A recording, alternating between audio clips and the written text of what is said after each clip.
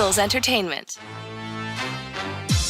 With the 10th pick in the 2021 NFL Draft, the Philadelphia Eagles select... You're listening to the Journey to the Draft podcast. Welcome to the Journey to the Draft podcast, presented by Life Brand. I'm your host, Fran Duffy, and today it's time to get you ready for Week 6 in college football. I've got 3 guests on today's show to help me do exactly that. We're going to start things off with our scouting report, where I catch up with the Director of Football Operations and Player Personnel at the Shrine Bowl, Eric Galko, to talk about the potential quarterback 1 in the upcoming NFL draft. That's Malik Willis from Liberty. We'll talk with Eric all about Malik Willis and how he views him projecting here to the NFL. After that, we'll dig into this weekend's action with Saturday scouting. Ben Fennell's going to join the show. We're going to talk about matchups to watch, who's got the most to gain here this weekend in college football, and also go through another interesting mock draft from over at the Draft Network. Then we'll wrap things up with Ross Tucker in Pick 6, picking 6 games, essentially 7 games here in the upcoming weekend of college football. That is always fun to catch up with Ross. Make sure you go on to Apple Podcasts, leave us a rating, leave us a review. If you've got a question, we will always answer it in our draft mailbag segment. So appreciate everybody that has taken the time to do that so far through the college football season. We're almost reaching the halfway point of the regular season. But that said, let's get this show started. Excited to talk about Malik Willis here with Eric Galko in Scouting Report. Dim those lights. We're headed to the film room for the Scouting Report. All right, well, excited to welcome back to the show for Scouting Report, the Director of Football Operations and Player Personnel at the Shrine Bowl, Eric Galko. Eric, thanks so much for joining us once again, man. Thanks, Fran. Appreciate it. So let's talk through quarterback Malik Willis from Liberty, a guy that burst onto the scene last year in 2020, has continued a high level of play here in 2021. I guess we'll start there. When did he first pop on your radar? I know for me, it was, I forget exactly which game it was last year, but he made a ridiculous throw from like the 45, 50-yard line on a rope down the pipe right between the hashes for a touchdown. I was like, oh, like that kind of caught my attention. But I'm sure that you probably knew about him earlier than that in the process. When did he kind of first pop on the radar for you? I mean, first on the radar, he's been in our database since he, was a top recruit and was the backup quarterback at Auburn. But I know the day when I kind of realized that Malik Willis will be, probably a first round pick one day. And it was September 26th, 2020. He played against Florida International. I'm watching the game on the third TV or the third, whatever it was as well, actually visiting my girlfriend's parents' house. Right. And I remember watching, I'm like, this kid has the arm talent, the mobility, the tools to be successful. And if you watch that game, and I went back and watched the week before Western Kentucky, to watch those 2 games back to back, he didn't play the following week, I don't think. I think it was against a small school. But he showed that, hey, he has not only the physical tools, but I saw the mental processing. You could see even the TV copy that, hey, I know what he's thinking on this play. And he thought wrong on a few plays. He made some mistakes and wasn't necessarily accurate in those games yet. But the most important thing for quarterbacks are, do you see them making mistakes that are fixable? Are they fixing those mistakes? If you see that and the guy has arm talent and mobility, that means that player's going to be a first round pick. And I remember calling NFL scouts, people in the industry that I'm friends with, and I said, there's 2 quarterbacks that if you don't know right now, you got to get to know right now. One is Zach Wilson of BYU, and one is Malik Willis of Liberty. And that was last year. And since then, he's only ascended, saw him this offseason, continued to ascend. And I think we're 60% of the way there on Malik Willis. He's got so much room to get better, and he's already going to be a first round pick in this year's draft. And that's what I was going to ask you, is just, I guess, how do you view him and the grand picture of things? When you look at the rest of this quarterback class, obviously he's a senior. How do you view him big picture when compared to all of his peers around the country? No, I think he's the best quarterback in the draft class. And I think he'll end up being there. And it's always tough to figure out exactly where he'll shake out. Also being from Liberty, I think kind of Zach Wilson, kind of me from BYU and being maybe the first overall pick if Trevor Lawrence was in last year's draft. I think group of 5 schools like Liberty can still have top 5 or top 1 overall picks, but I think Malik's that talented. And, it's tough to find a comparison necessarily for him. This is a crazy comparison, but he's got shades of Lamar. He's got shades of Mahomes. I'm not saying he's one of those guys, but if he's 80% of them combined, he's going to be a heck of an NFL quarterback. But that's kind of the players he reminds of. And I think when you have that kind of rare skill set, rare talent, and if I can mention mentally, his background, his family, his mental process, and the people around him, like he's already there as a professional when it comes to managing himself, getting better. He's grown so much this offseason, physically, mentally. Like he's got all the tools off the field too, that you could say, yes, this guy, give him the keys to my franchise and we're going to be okay. incredibly competitive, leader by example, but also leader vocally as well too. All those kind of things are going to say, hey, if he's not already there for some teams, and for some teams, I'll tell you, he already is there as a possible top 5 overall pick. He'll get there during the draft process. And I guess that's the big thing is when you're looking at quarterbacks, obviously you see the arm talent, right? You see the athleticism, the physical tools are absolutely there with Malik Willis. Now it's getting into the off field and how important that is to the overall evaluation. And I know you've been around him. You can kind of speak to the kind of kid that he is and the work ethic that he's going to bring to his future NFL team. Yeah. It's something that I've had the privilege of talking either with quarterbacks or with coaching staffs, private coaching, et cetera, around them for a long time. And, getting a chance to talk to people around Pat Mahomes before his 2016 college season, I was like, oh, this guy's going to be a star. That's why I thankfully, in hindsight, was very early on Pat Mahomes being successful, not to toot my own horn, but because I talked to people around him and I said, I know the physical tools, mental, if this kid's got it, he's going to be successful. Same thing for Kyler Murray. And I think that's the kind of feeling I get with with Malik Willis. A little Freudian slip there, Malik Willis, because I think he's got that type of ability. Again, anybody who can scout football a little bit is going to say, this kid has the physical tools, but when you know the mental piece, again, I'm more surprised that he is not already considered the consensus number 1 quarterback in the first overall pick by some people. But for us, he's been there since, again, probably towards the end of 2020. And certainly this season, he has not disappointed. We've seen guys that come from lower levels of competition that go through the all-star game process and see how that helps their stock. That happened with Carson Wentz coming from North Dakota State. That happened with Jimmy Garoppolo coming from Eastern Illinois. Both those guys, FCS, not even necessarily group of 5, but the precedent is there for those guys when they start going through that process and get that exposure to NFL teams, how that can help. My guess is we'll see that here for Malik Willis once we get to the month of January. Eric, thanks so much for joining us here on the Journey to the Draft podcast. We will talk to you again next week, man. Thanks, Fran. All right, let's now shift our attention to this weekend in college football as I'm joined here by Ben Fennell. Ben, let's start off before we get into the big games here this weekend across the country. Big news from an NFL draft standpoint where LSU cornerback Derek Stingley will undergo a foot procedure. He is out indefinitely. He's saying the hope is that he's going to try and make it back to the field to play with his teammates. We'll see if that does happen, but potentially the end of Derek Stingley's career here with the Tigers.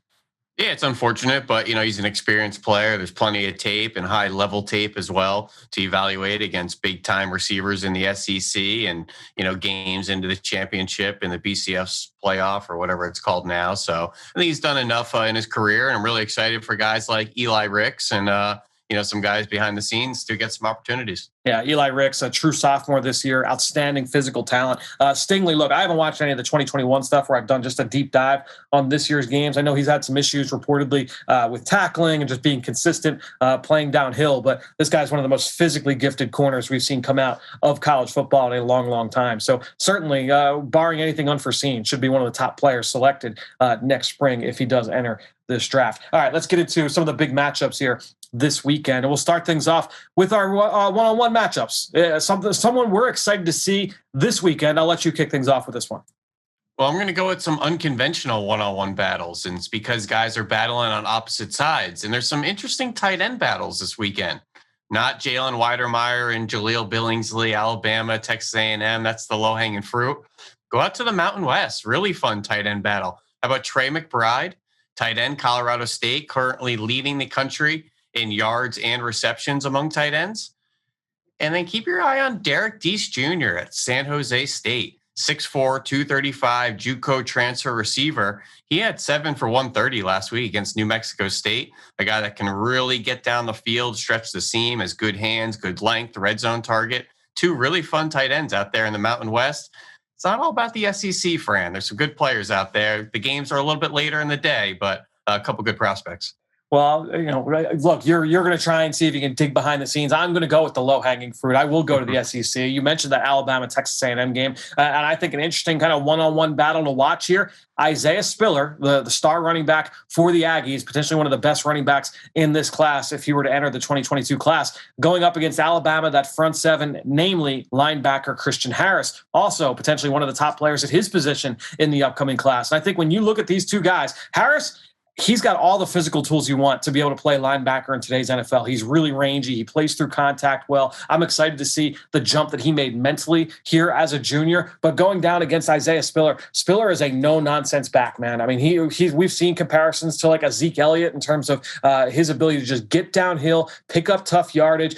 He does not go down easy. Is he a dynamic athlete? No, but he's not a plotter either. And I'm excited to see how Spiller looks against this Alabama front seven. We know that they're a little bit down in terms of experience along the offensive line there. At Texas A&M, they're on the downslope as well. Have had a couple of tough games here over these last few weeks. But I think when you look at this one-on-one matchup, this will be one of the first games that teams plug in for Isaiah Spiller to see how he did against this front. And Christian Harris obviously leading the way at the linebacker level. Yeah, absolutely. Really fun battle there. I want to see, maybe does Christian Harris get matched up on Jalen Weidermeyer as well, maybe on some third downs as well. Christian Harris has been used as more of a pressure blitzing piece in some of those third and long situations. So we'll see if maybe he get isolated in coverage.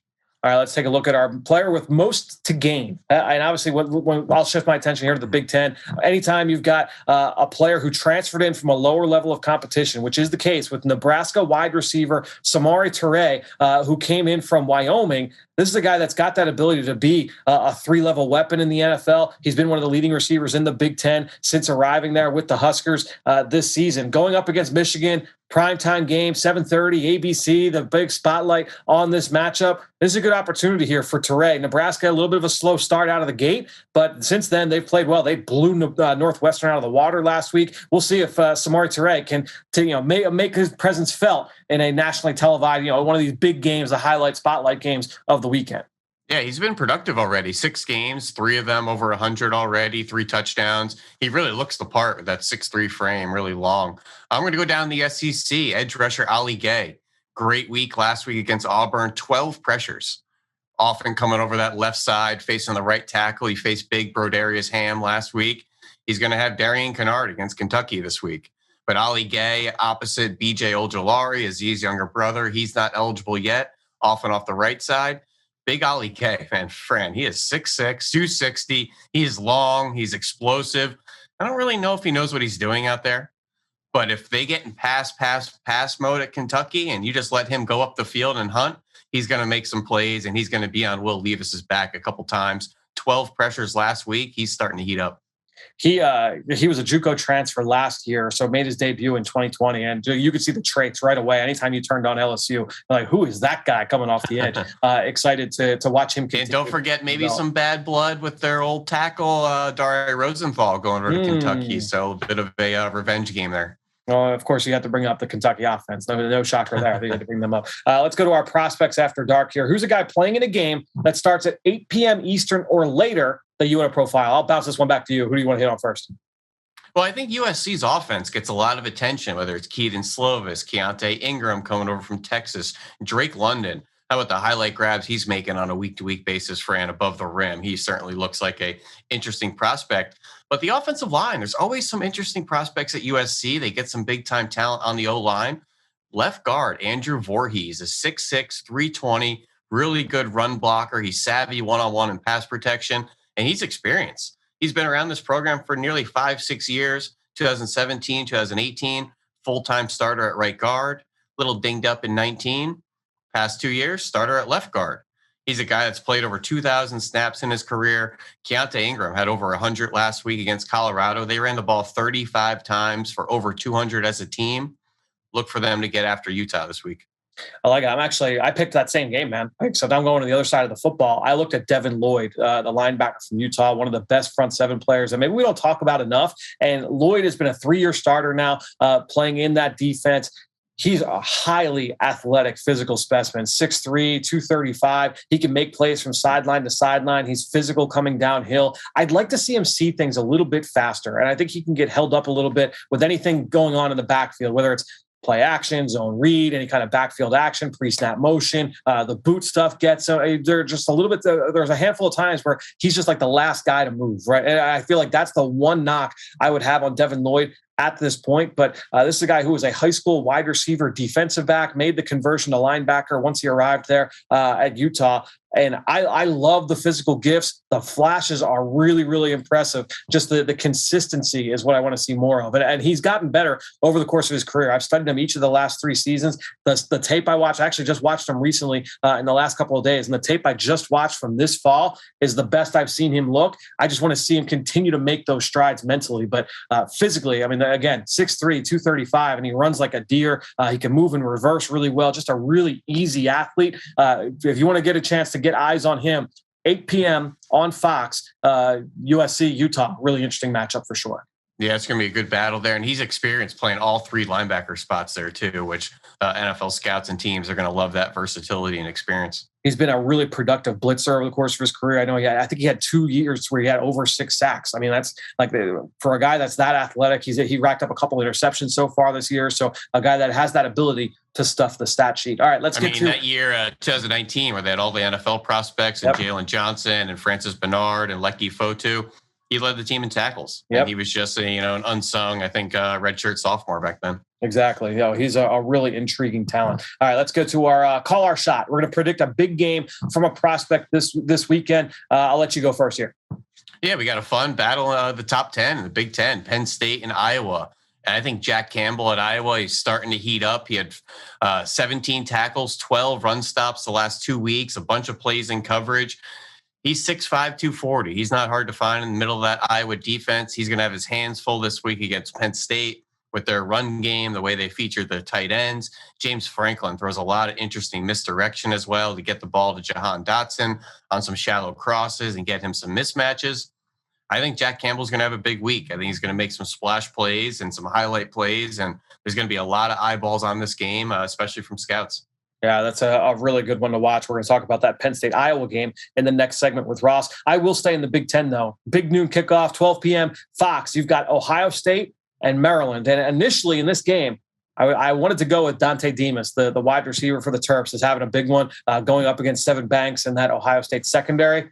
But like Derek Stingley, Dante Demas, I believe it's a foot injury as well, and he is out for the season. So we will not see Dante Demas moving forward for Maryland. So I'm going to stay on that side of the ball, but I'm going to go with Ohio State defensive end Zach Harrison, a guy that we're seeing continue to climb in mock drafts. I'm seeing him much more often now. Top 10, top 12, top 15, former big-time recruit, oversized defensive end, can do a lot of different things from a trait standpoint. It's all there. But going up against this Terps team, they like to throw the football. Keep an eye on Zach Harrison. I think he could have a big one here against Maryland. All right, let's go to our now comparison chat. We're going to use an NFL comp to profile a prospect playing this weekend. And I'll go first. I'll stay with one of the star pass rushers in the country. I'm going to go back to that USC defense.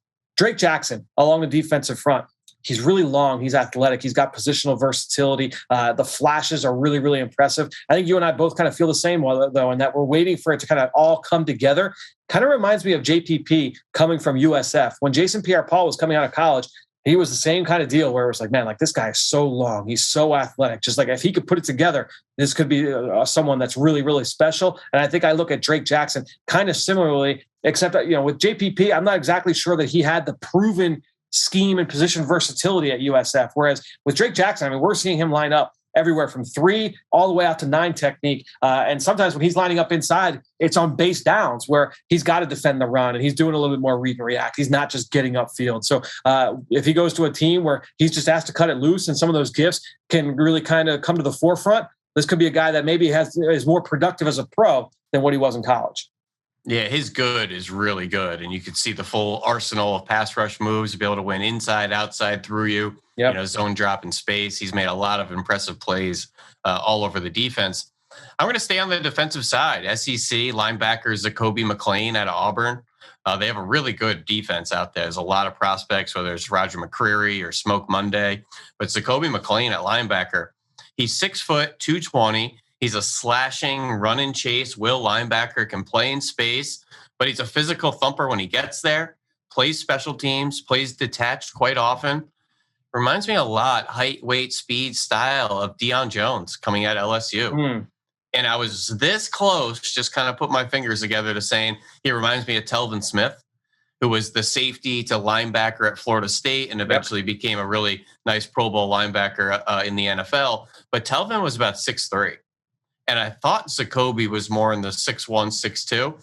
He measured 6'0" on the dot, 220. So I'm happy he got up to 220. He arrived at Auburn about 200 pounds, a skinny kid that you really didn't know what you're going to do with him. Safety, linebacker, maybe flip him the other side of the ball. Who knows? But he's a guy that's really athletic. He's slashing, darting presence, and he's making a lot of plays on that Auburn defense. The Auburn defense is an impressive unit. There's guys at all three levels, as you highlighted. Let's wrap things up here with our mock draft roundup. We're going to go back to the Draft Network. Last week, we did Jordan Reed's mock draft over on that site. This week, we're going to do Brentley Weissman's, who has the Eagles picking at both 9 and 13. And I look, honestly, Ben, I bounced around because we had done one for the Draft Network last week. I'm like, oh, we'll go to a different site, a different platform. And I looked around.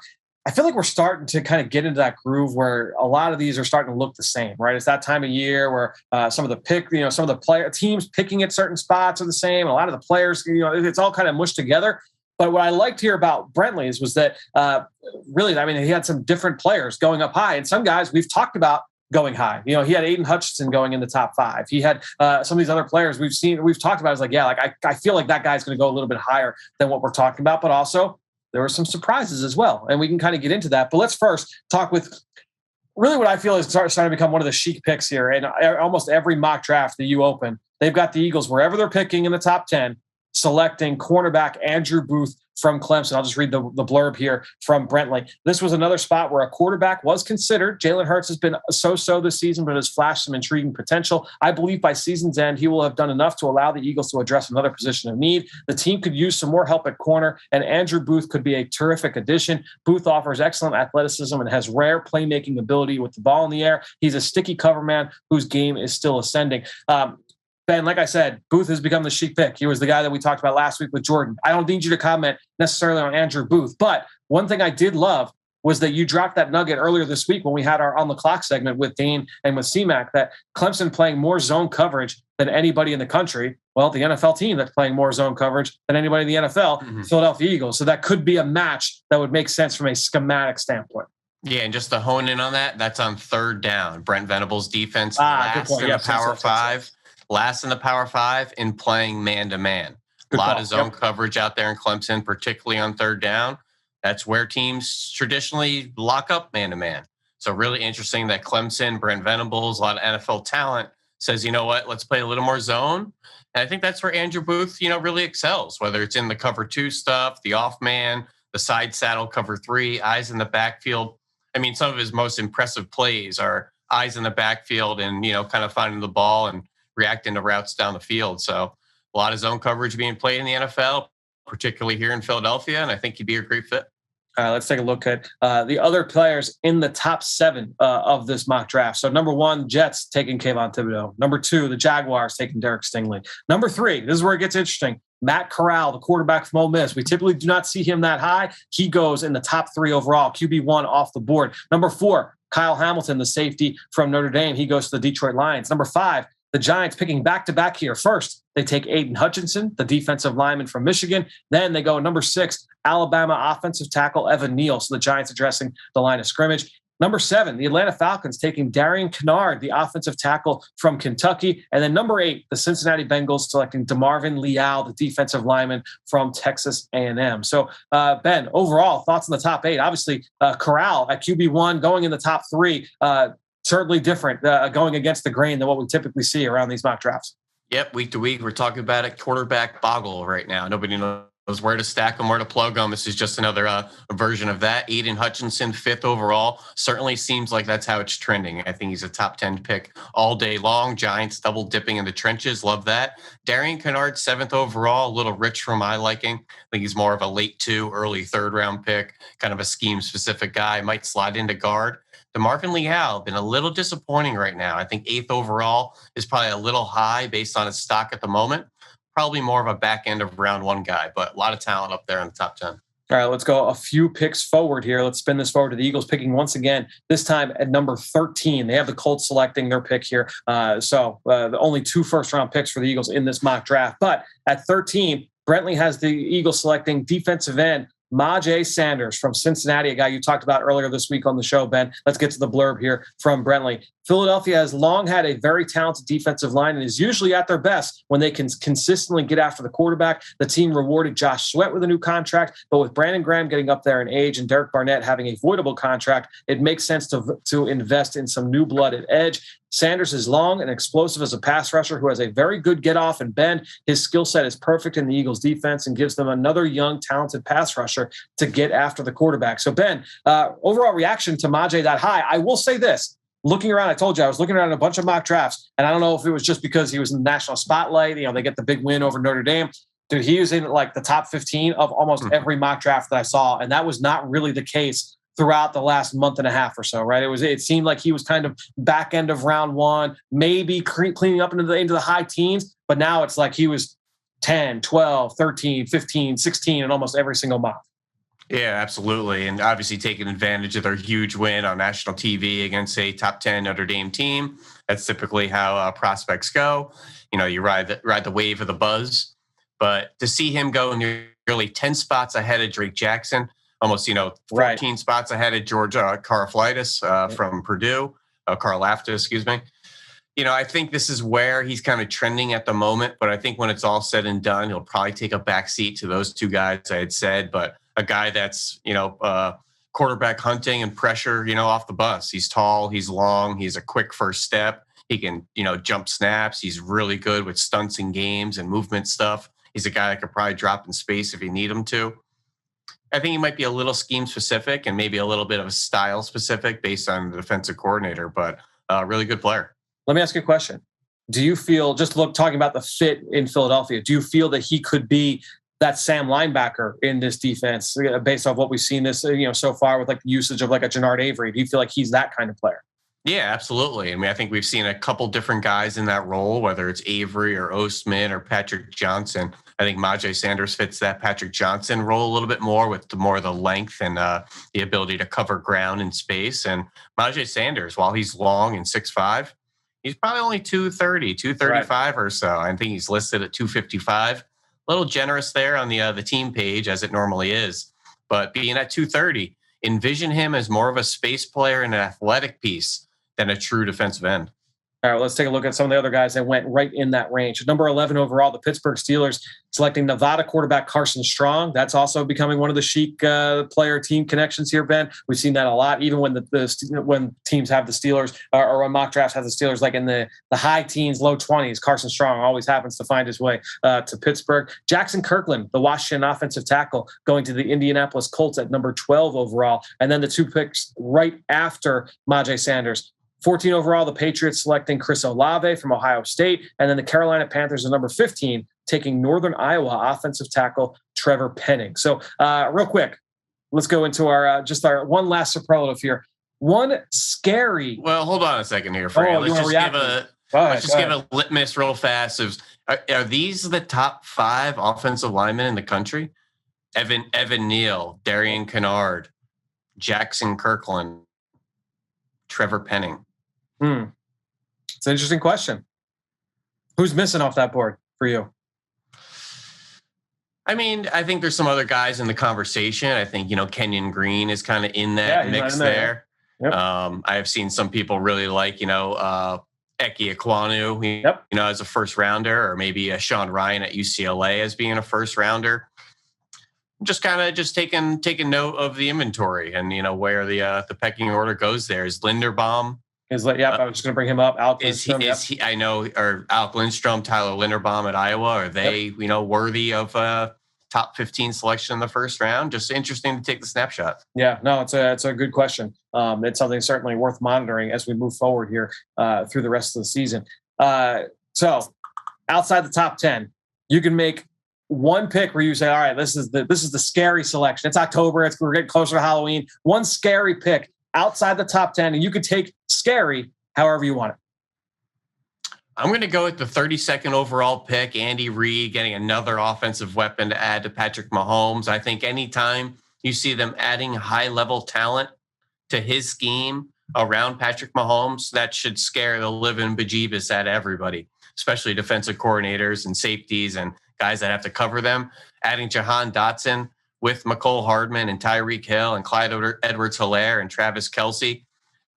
I don't know if this is illegal, Fran. Add some defense. Go add a defensive prospect, guys. Come on. They added Creed Humphrey in the first round last year, Clyde Edwards-Helaire the year before after winning the Super Bowl, or I think that was the Super Bowl year. But anyways, Chiefs added another offensive piece. That's a really good one. There were a few to me that I was like, oh man, like the way when you look at Cleveland's front, the way that they're playing this year. Now you got to keep in mind Malik McDowell, 1-year deal, Jadeveon Clowney, 1-year deal, but them adding George Karlaftis at 27, that to pair with Myles Garrett, like scary, terrifying for teams in the AFC North. 30, the George Pickens, the Georgia wide receiver to the Detroit Lions. That's scary for a different reason. Obviously, George Pickens, you're taking him off the torn ACL, sight unseen, going into the draft. If he were to declare for the 2022 draft, that would be a little bit scary. And then Treylon Burks at number 20 to the New Orleans Saints.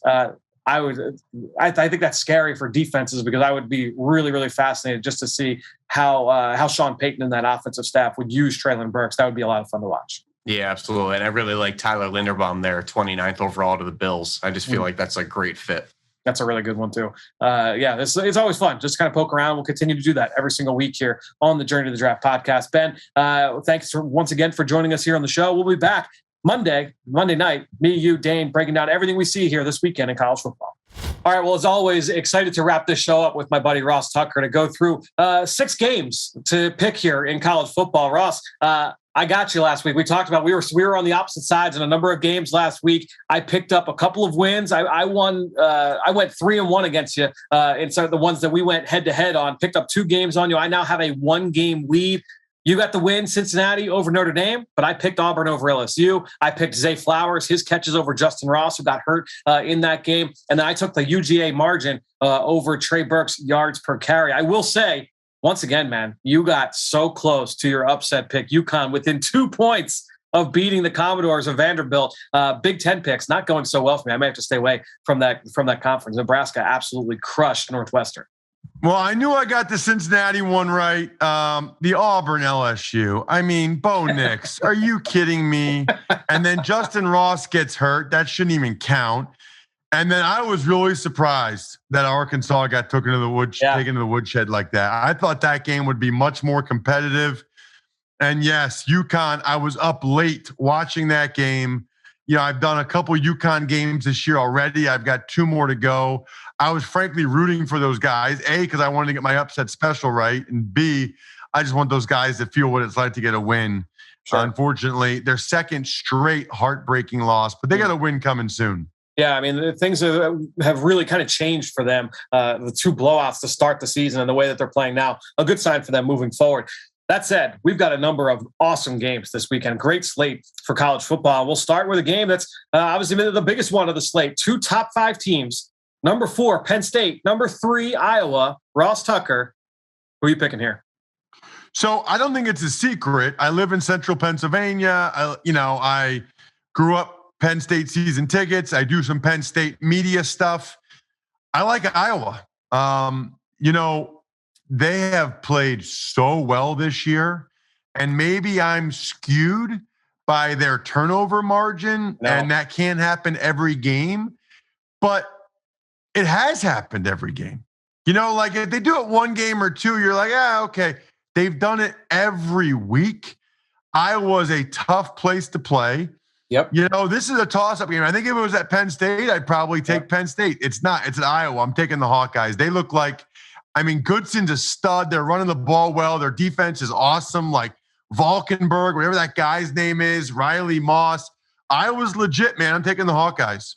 Yeah, for a lot of the same reasons, man. And here's the thing is that neither team has allowed 20 points in the game this year. Defensively, both of them are playing really, really strong. And if it is a game like that, if it's 17-13, obviously anybody can win at that point, right? But Iowa at home at Kinnick Stadium, creating what they've done defensively, creating some of these big plays. You and I have brought that into question with Penn State and that offense, and Sean Clifford especially. Will he ever revert back to what he was early in his career, where he did give the football up and make some of those bad decisions?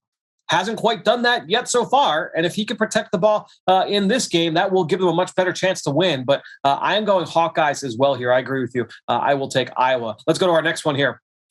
Oklahoma, number 6 against number 11, Texas, one of the best rivalry games in all of college football. We've got OU and Texas. Who do you like here? Who do you like here in this one, Ross? You know what? I'm going to go Texas. They've been playing very well. I love the running back Robinson. The quarterback's been doing a nice job. Oklahoma has been living dangerously, and I know Spencer Rattler played well in the second half of this game last year. I think Oklahoma's been living on the edge. This is Texas's time to get a big win in year one for Sarkisian. I'm going to take the Longhorns. We're on the same page for our pick'ems this week, which makes me feel good because you've been excellent with your pick'ems for the most part so far this season. I like Texas in this one as well. Oklahoma, just too many close calls. I picked them to lose in my upset special with West Virginia a couple weeks ago. That did not happen, but Texas, with the way that they're playing, I know they had that loss to Arkansas a couple weeks ago, but outside of that, they've played very, very well. I agree. Bijan Robinson looks like an absolute beast. Let's go here with the Longhorns. We'll see. Everyone will be talking a week from now. Is Texas back? That will be the big comment after this weekend, potentially, if they come up with the W. Let's go to our third game here. Georgia and Auburn, big battle here in the SEC. We're going to go over-under 4.5 total tackles for loss for this Georgia defense going up against Auburn and that run game. I'll give the push to Georgia. If it's 4.5 on the nose, I'll give it to the Georgia defense. Who do you like here, over under? Oh, I like Georgia. I like the over. Sacks count as tackles for loss. So I'm gonna go off the box score, whatever it says in the TFLs for the box score, just the tackles for loss in the box score. That's what I'm gonna grade it off of. Right, but in college football, right? I'm pretty sure that's correct. Yes, I'm pretty sure. Yeah, because like a guy has. You'll see a guy have 3.5 tackles for loss and 2 sacks. Right. Really, 3.5. 2 of the 3.5 tackles for loss are sacks. So I'm saying over 4.5. Georgia's defense is insane. I'm going to go under because Auburn, they've done a nice job at preventing some of these TFLs. They've got a young running back down there as well that is making a lot of big plays for them. This Georgia defense is monstrous, and maybe they'll prove me wrong here with this one, but I will go with the under. These over-unders have gone pretty kind for me so far to start the season. We'll see if I can keep that rolling. One category that has not gone well for you so far, these either-ors. You are 1-4 this year so far, the either-ors. I am 4-1 this week here for our either-or. Who has the higher yards per catch in this LSU-Kentucky game, staying in the SEC? You've got the 2 leading wide receivers in the SEC matching up in this one. You've got Kayshon Boutte from LSU and Wan'Dale Robinson from Kentucky. Who has the higher yards per catch in this game? I am going to go with Boutte. I feel like Wan'Dale Robinson will get a lot of underneath stuff. They'll try to give him the ball in space, a lot of bubble screens, stuff like that. LSU's got pretty good team speed. I think they'll be able to tackle him underneath. I'll go Boutte. I'm going to go Robinson, and there is the fear, obviously, and we don't know if this is exactly how they're going to play it, but there is a fear that, maybe they put Derek Stingley on Robinson and he kind of mirrors him throughout the field. That said, they have found ways to get him the football in space. And when we saw that long screen for a touchdown last week in the upset over Florida, this guy is electric. He is so much fun with the ball in his hands. And while Boutte, he's really special as well. I'm going to go, though, with Robinson here in this one to have more yards per catch in this matchup. Let's go to our 5th game here. Our high-low. Which number is higher? We're going to take a look at a couple games here. One in the ACC, one in the SEC. Which number's higher? Ole Miss's margin of victory over Arkansas or Wake Forest's margin of victory over Syracuse? Which one do you like here? Which number is higher here, Ben? Or Ross? Yeah, I like Wake. I think Arkansas is going to bounce back. I think they might even win that game against Ole Miss. They were humbled last week. I think Arkansas bounces back in a major way with a physical style of football against Ole Miss. And I think Wake Forest is going to beat Syracuse. Wake Forest got close with Louisville. They got a little bit of a scare. I think I like Wake's margin over Syracuse more. Yeah, I felt like I went with Wake as well. And it was like, I like Ole Miss to win this game potentially against Arkansas, but I don't know if I feel as good about it as I do Wake Forest over Syracuse. So just to make sure that I feel good, that I feel good about the win overall, I also went with the Demon Deeks. Undefeated so far here, Ross. The Deeks making some noise. That said, let's round it out with our upset special. One game. Who do you like here? The big underdog to come up with a W. I don't really like any of them, to be honest with you. Every other week, there's been one that I've really, really liked. Right. This is not that week. So I'm going to go ahead and I'm going to take South Carolina against Tennessee. It's the it's not as big of an upset or underdog as some of these other ones, and I can see South Carolina getting it done. I have a tough time seeing any of these other teams win. Yeah, I had a tough time choosing as well. I ended up going with Navy getting a win over SMU, and the only reason why SMU's got a couple road games here coming up on the schedule. They had a big win over USF last week. Navy, I can tell you just from being on teams that I've had the game plan for these teams are both Army and Navy, and you call so many Army games, so you see this all the time here in college football. Those two teams can beat anybody in the country on any given Saturday. They can lose to any team on any given Saturday because it all comes to assignment football, the week of preparation, everything you do leading up to that game. So I'll roll the dice here, and I'll go Navy. I know they've had a down year. They're really struggling defensively, and that SMU offense is explosive. But I'll go Navy here, getting the W at home over the visiting Mustangs. Well, Ross, we will see how we fare this weekend in college football. It's always fun going head with you every single week. Yeah, I love it. Let's go. I gotta have a bounce back week. Great stuff this week from Ross, Ben, and of course, Eric Galko. We'll be back here next week, myself, Dane, and Ben, to break down everything we see this weekend in college football. Cannot wait. Each of these weeks, we are seeing plenty of great games, great upsets, and also players that are making big plays and rising up the NFL draft board. We'll be back next week to break it all down right here on the Journey to the Draft podcast presented by Life Brand.